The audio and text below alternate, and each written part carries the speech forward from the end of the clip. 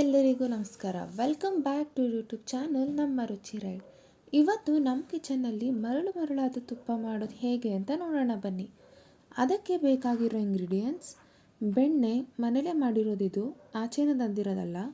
ಶುಂಠಿ, ತುಪ್ಪ ಫ್ಯಾಟ್ ಅಂತ ಹೇಳ್ತಾರೆ, ಸೊ ಫ್ಯಾಟ್ ಕರಗಿಸೋಕ್ಕೆ ಶುಂಠಿ ಹಾಕ್ತಾರೆ. ಮೆಣಸು, ಮೆಂತ್ಯ, ವಿಳೆದೆಲೆ ಮಂದ ಇದ್ರೆ ತೆಳು ಮಾಡುತ್ತೆ ಅಂತ ಹೇಳ್ತಾರೆ. ಈಗ ಮೊದಲು 5 ಸೇರು ಬೆಣ್ಣೆ ತೊಗೊಂಡಿದ್ದೀನಿ. ಮೀಡಿಯಮ್ ಉರಿಯಲ್ಲಿ ಕಾಯಿಸ್ಕೊಳ್ಳಿ. ಮತ್ತು ತುಪ್ಪ ಕಾಯಿಸುವಾಗ ಈ ಥರ ದೊಡ್ಡ ಪಾತ್ರೆಯಲ್ಲೇ ಕಾಯಿಸಬೇಕು.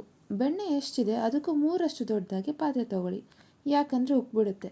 ಇದು ಪೂರ್ತಿ ಕರಗೋವರೆಗೂ ಏನು ಸೌಟ್ ಹಾಕಿ ತಿರುಗಿಸ್ಬಾರ್ದು. ಇದಕ್ಕೆ 1 ಫುಲ್ ಬೆಳ್ಳುಳ್ಳಿನ ಚೂರು ಕೆಚ್ಬಿಟ್ಟು ಹಾಕಿ. ಈಗ ಅದು ಕರಗೋಷ್ಟರಲ್ಲಿ ನಾವು ಸೈಡಲ್ಲಿ ಸಣ್ಣ ಉರಿಯಲ್ಲಿ ಮೆಂತ್ಯ ಮತ್ತು ಮೆಣಸು ಹಾಕ್ಕೊಂಡು ಹುರ್ಕೊಳ್ಳೋಣ. ಸಿಡಿಯೋವರೆಗೂ ಹುರ್ಕೋಬೇಕು, ಕಪ್ಪಗೆ ಮಾಡೋಕ್ಕೆ ಹೋಗಬೇಡಿ. ಬಿಸಿ ಇದ್ದಾಗಲೇ ಇದನ್ನು ಒಂದು ಕುಟ್ಟಣಿಗೆ ಹಾಕ್ಕೊಂಡು ಸಣ್ಣದಾಗಿ ಪುಡಿ ಮಾಡ್ಕೊಳ್ಳಿ. ಅದನ್ನು ಕರಗಿರೋ ಬೆಣ್ಣೆಗೆ ಹಾಕಿ ಈ ಥರ ಉಕ್ಕು ಬಂದಾಗ ಸಣ್ಣ ಉರಿಯಲ್ಲಿ ಇಟ್ಕೊಂಡು ತಿರುಗಿಸ್ಕೋಬೇಕು. ಇದು ಚೆನ್ನಾಗಿ ಕಾದ್ಮೇಲೆ ಒಂದು 5ರಿಂದ 10 ನಿಮಿಷ ಆದಮೇಲೆ ವಿಳೆದೆಲೆ ಹಾಕಿ. ಆಮೇಲೆ ನೋಡಿ, ಈ ಥರ ಗುಳ್ಗುಳ್ಳೆ ಬಂದಾಗ ಗ್ಯಾಸ್ ಆಫ್ ಮಾಡಬೇಕು. ಗೋಲ್ಡನ್ ಬ್ರೌನ್ ಕಲರ್ ಬಂದಿದೆ ನೋಡಿ. ಈಗ ಮರಳಾದ ತುಪ್ಪ ರೆಡಿಯಾಗಿದೆ. ಇದು ತಣ್ಣಗಾದ್ಮೇಲೆ ಇದನ್ನು ಫ್ರಿಡ್ಜ್ನಲ್ಲಿ ಎಲ್ಲ ಇಡಬಾರ್ದು.